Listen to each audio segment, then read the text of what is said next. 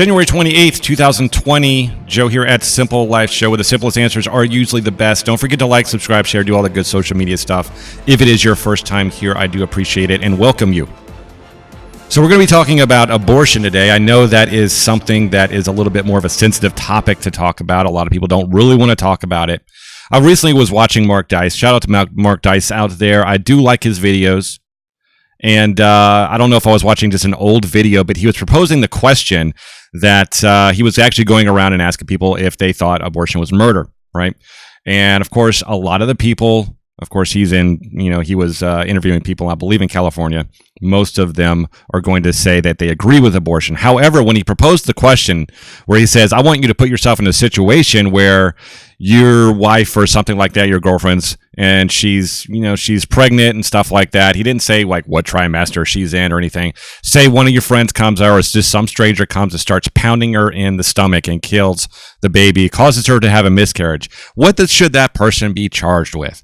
The overwhelming majority of the people who were caught off guard and didn't know what he was doing said murder. Well, why is it murder for someone to do it, but not the woman? I guess it's because it's her choice. I'm not exactly sure how that works. However, I am not the kind of person who is going to say here that all abortion should be illegal. That's just unrealistic. Roe versus Wade happened. We have abortion. It should remain legal and rare. However, in this country, we live in a fast food convenience type of society where if we make a mistake in our life, we always have something easy to clean it up. It's very easy to clean up our mistakes, and it's easy to walk away from them as well. That's why I believe if abortion should be illegal, then, shouldn't the man have a choice too on whether he wants to pay for a child? I mean, if we can have it both ways, let's just have it both ways. If it's something just a pure convenience, if we want to have that as a starting point, that if we don't want to have this because, hey, I got a career and I have things I want to do and stuff like that, I can't be bogged down with a child. If any woman out there, I'm not obviously I'm a rational human being, so I can talk about this. And if that upsets you, I am sorry, but I'm not. Okay, so if a woman can do that, she can say that I don't want a child because it's not convenient to me, then why can't a man do that? Why can't a man say, hey, I want to work on my career instead? I don't need to be bogged down by this. We live in a society right now that is just too easy to walk away from our responsibilities. It's too easy to not face the consequences of those things. And people kind of want to constantly, or that are on this side, kind of want to they want to put the baby into a type of category that it is a type of inconvenience. We want to attribute inconvenience to that baby instead of a blessing. We don't know what that baby's going to do. I think that anytime a child is born, it is a blessing. It's a giving. It's a new life that has entered this world, a reality that we live in. And sometimes it's unfortunate we live in a world that to be born into a world that just craves death so much that we're not repulsed by death. So if you know who I am, if you watch my videos, you know that I am not hard this or hard anything. I believe that abortion should be legal. I think that the woman should have a right to choose. But I also believe that we should come back as a society into a moral high ground to where this doesn't happen. There's hundreds of thousands of kids aren't murdered every single year. I mean, there's so many possibilities out there for all these children that are being murdered. I mean, we could have so many great people out there that just simply are not given the chance. That's all I'm really going to say about that. Now, Pete Buttigieg was at a town hall meeting, and a pro-life Democrat was wanted to ask him a simple question. She basically asked him, it's like, hey, I'm a pro-life Democrat and proud of that, and I just want to know, hey, will you invite me into the Democratic Party, and would you kind of neutralize some of these hard left type of things? Can we come to a consensus on this? Will you allow me to be in the party? And Pete Buttigieg, in his infinite wisdom, I guess, doesn't really answer her question, but I believe he kind of does. He says, hey, this is just what I believe. And in so many words, he says, well, apparently you're just not welcome. And of course, she was on Fox News and basically says that Pete Buttigieg does not want our vote. Please understand that Pete Buttigieg probably does not have a chance of getting the nomination, but this is not the point. The point is that this is the common understanding of a lot of the candidates out there. They are having to form their opinions based on the cultural response around them. It is not about them. It's about the death-obsessed culture that surrounds them. And the people that are on our side, regardless of political affiliation, that are trying to fight back against this death-obsessed culture that we live in. It's all about culture. It's all about what we place on the forefront, what we place on the mantle, and what we understand is the most important thing for being a human being. And that's life itself. I mean, that's why it's so far up in there in our Constitution. It's really focused on the things that we are endowed by our Creator, our rights, but also our responsibilities as well to protect those rights and to protect the life of the defenseless. There's so many Democrats out there that want to cry over, and it's not just Democrats, it's everybody, that are upset about some of the treatment of the children, the migrant children, and so forth. We know that the so-called concentration camps, which they really are. But we have this visceral response to this, and for some reason, when it comes to abortion, it's like it just vaporizes. That whole idea of the sanctity of human life and all that just doesn't really make sense anymore. We just kind of just put that away and say, oh, well, it's a woman's choice. That's why, because the baby's growing inside of her body. It's part of her. It's not a tumor, okay? As Arnold Schwarzenegger would say, it's not a tumor. It's a baby. Okay, it's a child, it's a living life that's growing inside of you.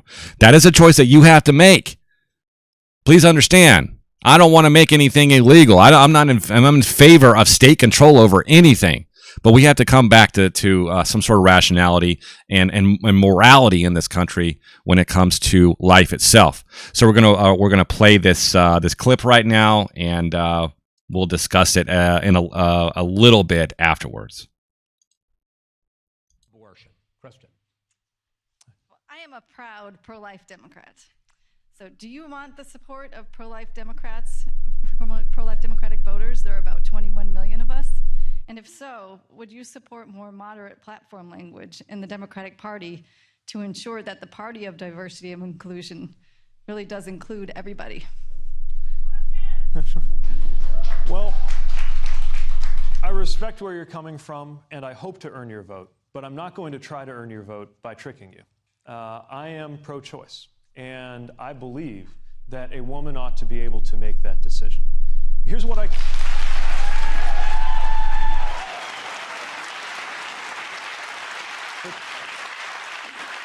But I know that the difference of opinion that you and I have is one that we have come by honestly. And the best that I can offer, and it may win your vote, and if not, I understand. The best I can offer is that if we can't agree on where to draw the line, the next best thing we can do is agree on who should draw the line. And in my view, it's the woman who's faced with that decision in her own life.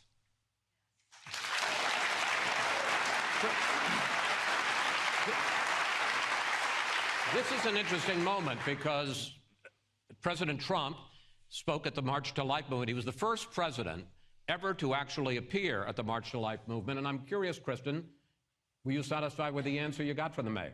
No, I was not, because he did not answer the second part of my question. And the second part was the Democratic platform contains language that basically says that we don't belong, we have no part in the party, because it says abortion should be legal up to 9 months, the government should pay for it.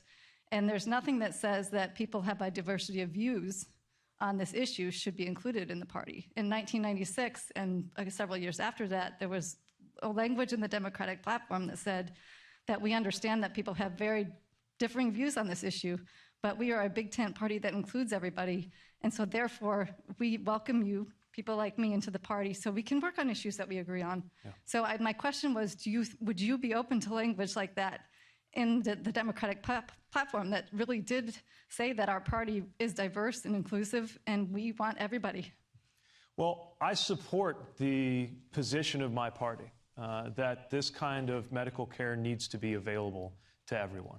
And I support the Roe versus Wade framework that holds that early in pregnancy there are very few restrictions, and late in pregnancy There are very few exceptions. And again, the best I can offer is that we may disagree on that very important issue, and hopefully we will be able to partner on other issues. So what do you say to Democrats who are pro-life, and there are obviously millions of them as well? What do you say to them on an issue of such deep conscience that they should overlook this particular issue and look at the whole sum of views, or go find another party? Look, I've never encountered a politician, or frankly another person, that I agreed with 100% of the time. And even on very important things, we may sometimes disagree. But at the end of the day, this is what I believe. And people I care about and respect view it differently. But this is something I believe is so important, especially because I'm never going to have to make that decision. And so... Okay, so that was just Pete Buttigieg kind of being Pete Buttigieg there, right there. I think that he was trying to be as honest as he could. I think that he really didn't want to answer the question. I think if he would want to be truly honest with the crowd out there, he would say, hey, this is just what we believe. And I think he really said that, and he kind of left out the caveat of, hey, you either change your opinion or find another party. I believe people like that, the pro-life Democrats, and I would consider myself a pro-life Democrat just as much as I consider myself a pro-life Republican or Libertarian or anybody else. I try not to put myself into these boxes because then that becomes very restrictive.